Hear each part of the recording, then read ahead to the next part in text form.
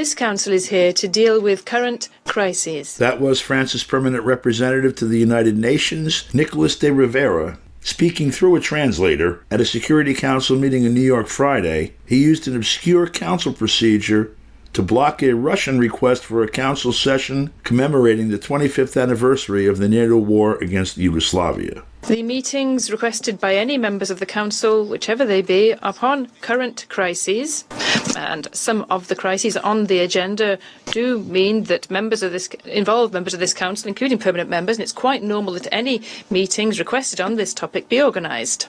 Of course.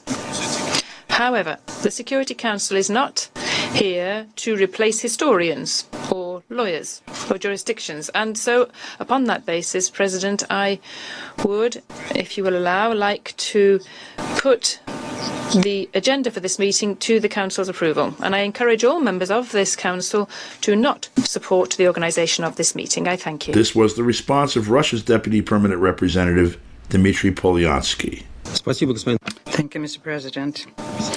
We are witnessing today for the second time, witnessing the fact of the delegation of France using artificial pretexts and manipulating procedure so as to an attempt to block a meeting which was requested by Russia on the topic of the 25th year mark of NATO's aggression against Yugoslavia. Let me recall in the beginning that last time our French colleagues claimed that we had not asked Serbia's opinion as regards convening this meeting. And this is when we saw that in this chamber we have the acting Prime Minister Ivica Dačić, who came to New York specifically to participate in that meeting.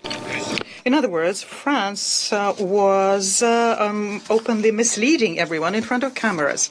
But let's leave that on the conscience of our French colleagues. This lie, in any event, is recorded forever in the record of our meeting. The French delegation and the British delegation and the American one on the 25th of March also stated that we supposedly did not consult with other members of the Council. Once again, this is not true because the expert discussion did take place as it always does. But to make sure that our colleagues no longer have any pretext to say that they were never asked, we yesterday organized the discussion specifically on that in the course of the Council consultations. The turnout of heads of missions at that meeting was very low, and this shows very clearly what is the level of their real interest in finding a way out of this issue that they created. All we heard from French colleagues as yesterday as today is a repetition of the topic that the aggression of NATO against Yugoslavia is a thing of the past, far past, and does not deserve the Council wasting its time on it. In other words, what we're witnessing today, once again, is that France, UK, and US do not want this Security Council to discuss a very inconvenient for them issue of the North Atlantic Alliance aggression against a sovereign state, in this case, against Yugoslavia. Colleagues, this is something that's already clear to everyone anyway. Do not try to hide behind a very inconvincing document about the supposedly purely historical nature of this issue. The situation in Kosovo and the issue of implementation, or rather not implementation, of Resolution 1244 is being under active consideration of the Council. And there is an objective reason for that. The situation in the province is deteriorating rapidly because the Western colleagues basically gave the Kosovo authorities a carte blanche to carry out any outrages against the Serbian population. The Western states themselves are grossly violating the resolution. As recently as yesterday, on the 27th of March, the Political Committee of the Parliamentary Assembly of the Council of Europe recommended that Kosovo be invited for membership in the Council of Europe. And this is given that Resolution 1244 of this Council confirms Kosovo's membership of a sovereign state of a UN member, Serbia. Colleagues, I'd like to put the following question to you. Can this be considered a thing of the past that the Security Council is no longer discussing, or are these decisions passed by the Council of Europe at variance with the resolution of a Security Council, which is a continuation of a destructive Western stance on the Balkans, became part of history the moment they were passed? Just as NATO ignored the Security Council in 1999 when they started their illegal aggression against sovereign Yugoslavia, today today, members of the alliance would resort to anything to make sure that the truth about their crimes be voiced out in the Council chamber. Let me ask the permanent representative of France. The Israeli-Palestinian conflict, which is as old as the UN, is this something that you do not consider to be a historic issue? The Six-Day War, 1973 events, are these not factors that impact the discussion of this issue in the Security Council, as well as Security Council resolutions dating from these years? Given the U.S. statements about the non-binding nature of Security Council decisions, we basically will not be surprised if you say that they do not. I think it would be very interesting for everyone to know what the moment is, according to your subjective classification. A Security Council issue becomes a thing of the past.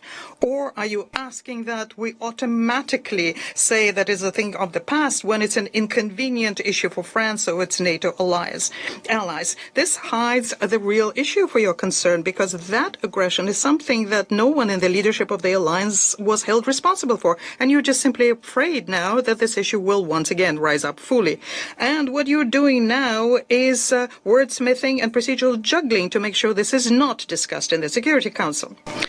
But today we have a very good reason to recall the responsibility of NATO politicians, because 25 years ago, exactly on the 28th of March, 1999, the President of the United States, after consultations with UK, France, Germany, and Italy, confirmed the decision to strengthen military strikes against Yugoslavia. And what followed after that were more than 2 months of NATO bombardments. More than 2,000 civilians died. More than 12,000 were wounded. Against this background, all of your attempts to cover yourself up with a procedure look doubly hypocritical. We have many times explained our position on the fact that the Japanese presidency on the 25th of March did not put the issue to the vote, not the right issue, not the one that explains the essence of the difference. We also regret the fact that the presidency plays a purely technical role, whereas we know that scheduling a meeting is, of course, is a political responsibility.